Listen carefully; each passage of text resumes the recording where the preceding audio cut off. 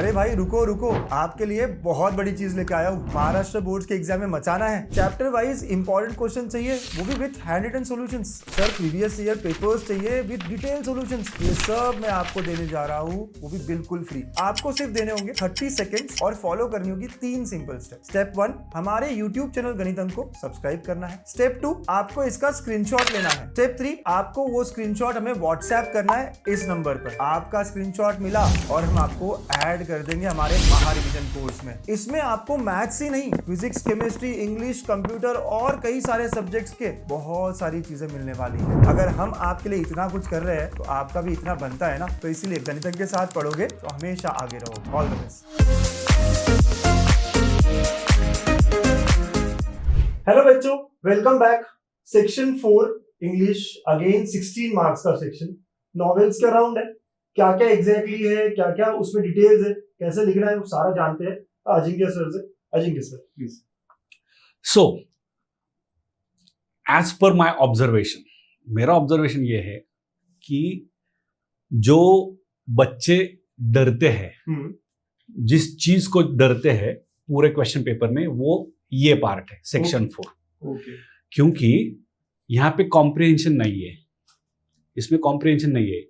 यहाँ पे आपको घर पे सब पडणं है, वाचून यायचंय सगळं घरी आणि मग त्याची उत्तरं इथं लिहायची। इथं पॅसेज नाहीये आणि it is about novels. Novel is a long narrative fiction. किती पण नॉवेल? 3 नॉव्हेल्स आहेत आणि एक हिस्ट्री ऑफ नॉव्हेल, म्हणजे ओरिजिन ऑफ नॉव्हेल्स। म्हणजे 4 वाचायचे असे 4 पार्ट्स आहेत। It is divided into 4 parts आणि प्रत्येक पार्ट वरती 4 मार्कांना क्वेश्चन्स आहेत। म्हणजे there is no option, there is no or. सगळ्यात विद्यार्थ्यांना जो महत्वाचा आणि जवळचा वाटणारी जी गोष्ट असते ती असते ऑप्शन, पण इथं ह्याच्यात absolutely there is no option. Sir म्हणजे कोणी विद्यार्थी असेल जो अभ्यासू असेल, करून आला तर त्याच्यासाठी सोपं असेल? त्याच्यासाठी सोपं आहे, पण मी सांगतोय काय की मुलांचा खूप कॅज्युअल अप्रोच एकंदरीतच इंग्लिश बद्दल असतो आणि त्यातल्या त्यात एवढं मोठं नॉव्हेल कोण वाचणार? किती पानाचं असतं एक नॉव्हेल?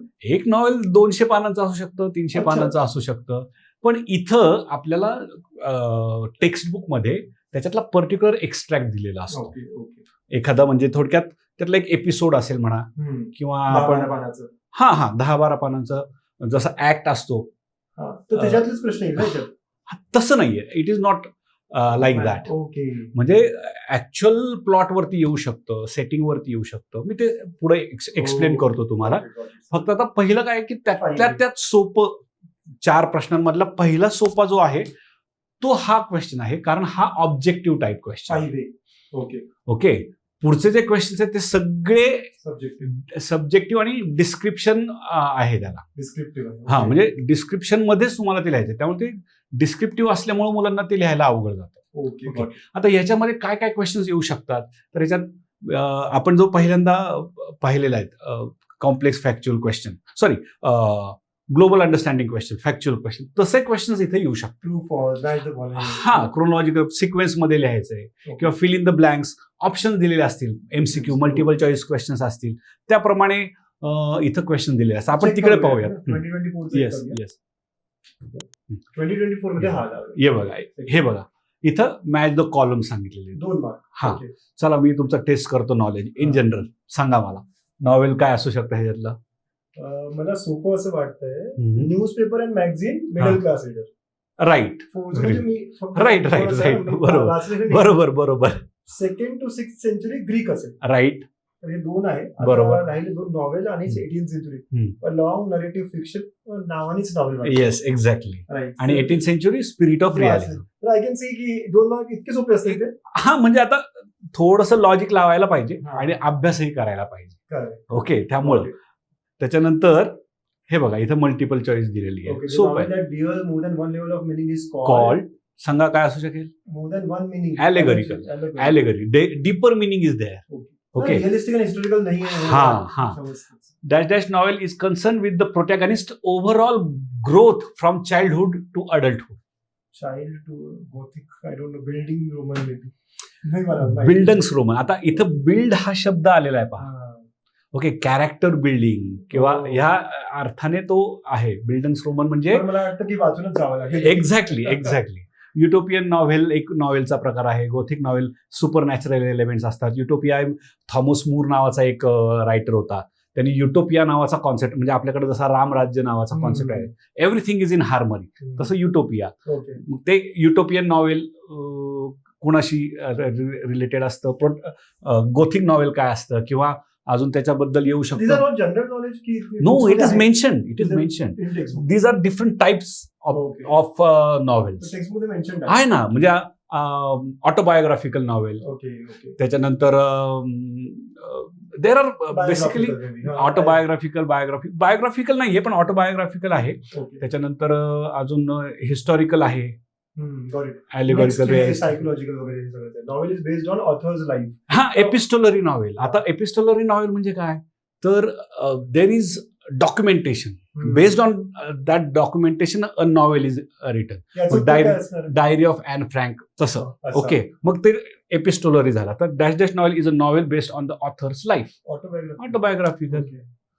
ओके, म्हणजे अर्ध्या याच्यात काही कठीण हे वाचावं लागणार आहे. पण ह्याच्यात हे बेसिकली तीन गोष्टींमध्ये डिवाइड झालेला आहे. पहिला चॅप्टर 4.1 नॉव्हेलचा जो आहे तो असा की पहिला जो भाग आहे तो the development of novel as a literary form.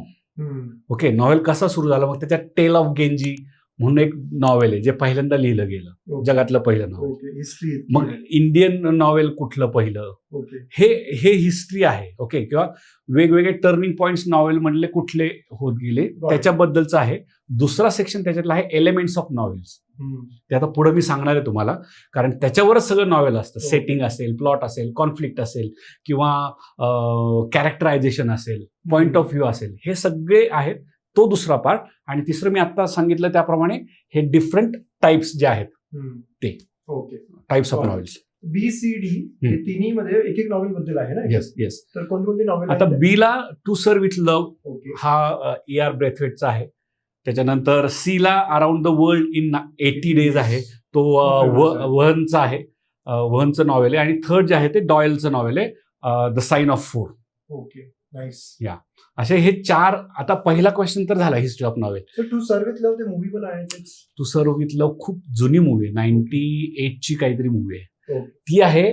आणि विशेष म्हणजे अराउंड द वर्ल्ड इन 80 डेजची पण मूवी आहे. आणि त्याच्यात जॅकी चेननी काम केले, पासपातूचं. फार सुंदर अप्रतिम मूवी, थोडीशी वेगळी आहे ऍक्च्युअल टेक्स्टपेक्षा, पण मजा, you will enjoy it. Okay, ठीक आहे. तर हे 2 मार्कासाठीच आहे प्रश्न. How many lines do you expect? हा, आता मी सांगतो तुम्हाला. ह्याच्यासाठी आपल्याला मागे जावं लागेल. हे क्वेश्चनचा फॉर्मॅट पाहून घ्या फक्त. पुढे आता जे आपण मगाशी फॉर्मॅट पाहिला तोच आहे. Answer in about 50 words to the questions given below. आणि प्रत्येक ठिकाणी तुम्हाला हे डिस्क्रिप्शन दिसेल.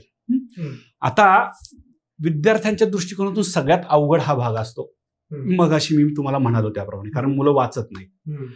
आणि आता पॉसिबल नाहीये की सगळं नॉव्हेल वाचणं होईल, किंवा तो दिलेला जो एक्स्ट्रॅक्ट आहे 12-15 पानांचा तो सुद्धा वाचणं अशक्य आहे. तर आता त्याच्यावरती सोल्युशन काय, तर basically focus on the plot, summary, synopsis of the extract and theme given in the textbook.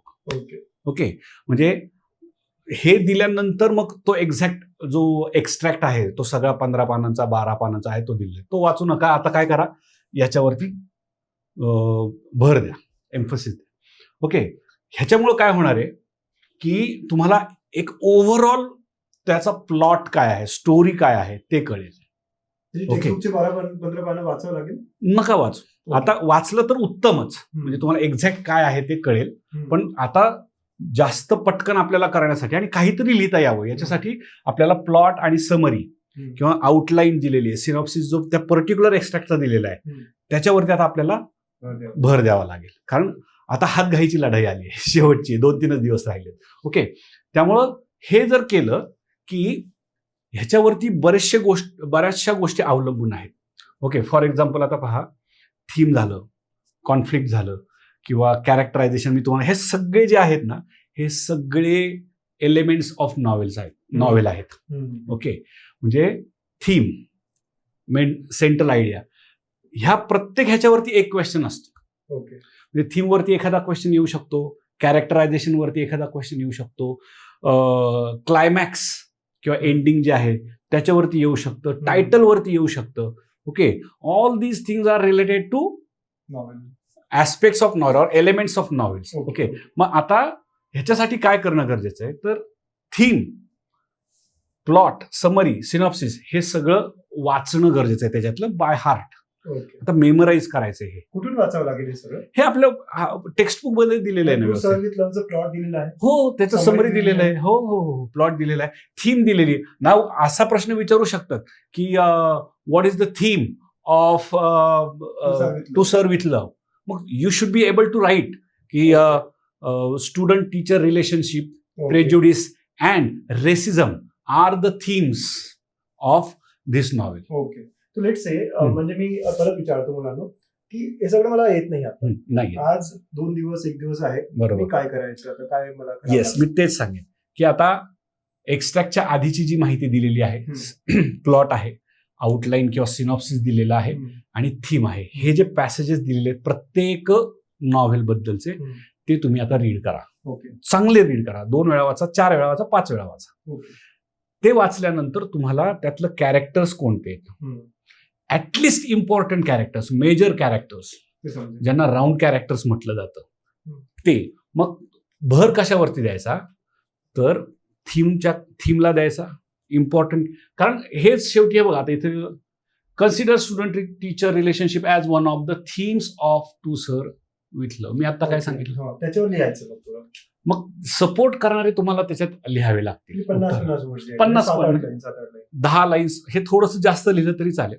तुम्हाला किती चांगलं कळलंय हे 10 लाईन्स 8, 10, 12 लाईन्स पर्यंत सुद्धा चालू शकेल. ओके, फक्त काय आहे की मी सांगितलं हे बघा इथं, character sketch of the narrator, म्हणजे मेन जे कॅरेक्टर्स आहेत ते स्टडी करायचे, थीम स्टडी करायची, मेन कॅरेक्टरच्या मधलं इंटरपर्सनल रिलेशनशिप सुद्धा महत्वाचा आहे, शेवट आहे महत्वाचा. म्हणजे हा पार्ट डिफिकल्ट पार्ट आहे, even I can understand now, right, but to make it easy तुम्ही काय करायचं की टू सर्व विथ लव्हचं काय प्लॉट आहे, काय बोलतंय याच्यात, what are the characters, 2-4 character जे आहेत ते, आणि what is the climax, purpose काय आहे, सेंट्रल आयडिया काय वगैरे, 2-4 चीज बघून घ्या. अराउंड 80 डेज, अजून म्हणजे काय बोलतोय ऑथर, कोण कोण आहे त्याच्यात, आणि what is the theme, central idea, 2-3 एकदम ब्रीफ मध्ये बघा आणि तेच लिहून टाका याच्यात. हा, अजून एक गोष्ट म्हणजे कॉन्फ्लिक्ट वरती विचारू शकतात. कॉन्फ्लिक्ट म्हणजे काय, the struggle between 2 opposite forces, protagonist and antagonist, hero आणि व्हिलन, त्यांच्यातला जो संघर्ष आहे त्याच्याबद्दल एखादा क्वेश्चन येऊ शकतो. पण ह्याला सांगितल्याप्रमाणे आपण बॅक जाऊयात आता. हे बघा, सेटिंगवरती एखादा प्रश्न येऊ शकतो, म्हणजे सेटिंग बद्दल एक सांगायचं राहिलं की सेटिंगवरती एखादा क्वेश्चन 101% असतो, कॅरेक्टरायझेशनवरती 101% असतो, थीमवरती असतो. आता सेटिंग बघा, इथं सांगितलेलं आहे की साइन ऑफ 4 मध्ये सॉरी की साइन ऑफ 4 मध्ये लिसियम थिएटर, त्याच्यानंतर लिसियम थिएटरचं सेटिंग आहे थोडक्यात, त्याचा इम्पॉर्टन्स थोडक्यात विचारलेला आहे. बऱ्याच ठिकाणी लंडन ही कॉमन प्लेस आहे, म्हणजे 3ही नॉव्हेल्समध्ये लंडनचं सेटिंग जे आहे ते कॉमन आहे 3ही ठिकाणी. तर त्याच्यावरती विचारू शकतात. जेव्हा around the world in 80 days मध्ये तो वेगवेगळ्या ठिकाणांना फिरतो, तिथलं विचारू शकतात. किंवा आत्ताचा जो आपण पाहिला त्यात आग्रा, दिल्ली आणि लंडन चौथ्या साइन ऑफ 4 मध्ये ह्याच्याबद्दल विचारू शकतात. त्यामुळे मी सांगितलं ते नीट एकदा लक्ष द्या की इथं शेवटी काय करायचंय की हे जे important incidence, turning points, climax आणि कॅरेक्टरायझेशन वगैरे सेटिंग बद्दल मी तुम्हाला सांगितलं ते पाहायचंय. आणि सगळ्यात महत्वाचं म्हणजे तुम्ही समरी नीट करा. कारण समजा तुम्हाला असं वाटलं की मला ह्या प्रश्नाचं उत्तर नीट लिहिता येत नाही, तर तुम्हाला समरी माहिती असली पाहिजे, so that you can rotate your answer. फक्त तुम्हाला आंसर फिरवायचं. मैं फिर बताऊंगा बच्चों कि इसमें आप देखो कि क्या सेंट्रल आइडिया है, समरी क्या है ना, क्या बनना चाह रहा होता है और कौन कौन प्लेयर्स है. इतना करो, मेरे ख्याल से जितना मिलेगा वो हमारा, और जितना नहीं मिलेगा वो बस काळं करा, लिहा काहीतरी, मोकळे सोडू नका. बरेच विद्यार्थी हे 16 मार्कांचं पैकी 12 मार्क्स सोडून देतात. तसं करू नका, काहीतरी लिहा. तुम्हाला जो काही त्याच्यातला गाभा कळलेला आहे, थीम कळलेली आहे, समरी कळलेली, ते प्रश्नाच्या अनुषंगानं in accordance with the answer you should solve. I am very sure आप सब करोगे और सेक्शन 4 में भी 16 में से 10-12 मार्क्स आराम से मिल सकते हैं. All the very no, here you can get out of marks if you write correctly. इथं 16 पैकी 16. हा, थोडं हे होऊ शकतं. मॉनिटर्स कट करणारच यांना मला वाटतं तुम्हाला ते 1.5-2.5 द्यायला आवडतं. म्हणजे अर्धा मार्क तरी कापा, because you know one is perfect. Right exactly. पण ते जास्त करून रायटिंग स्किल्स मध्ये होतं. 2 मार्कांच्या क्वेश्चन्सला आउट ऑफ मार्क्स मिळू शकतात. चलो, तो आप सेक्शन 4 में फुल भी ला सकते हो. Right. All the very best. अच्छे से प्रैक्टिस करो. बाय. थँक्यू.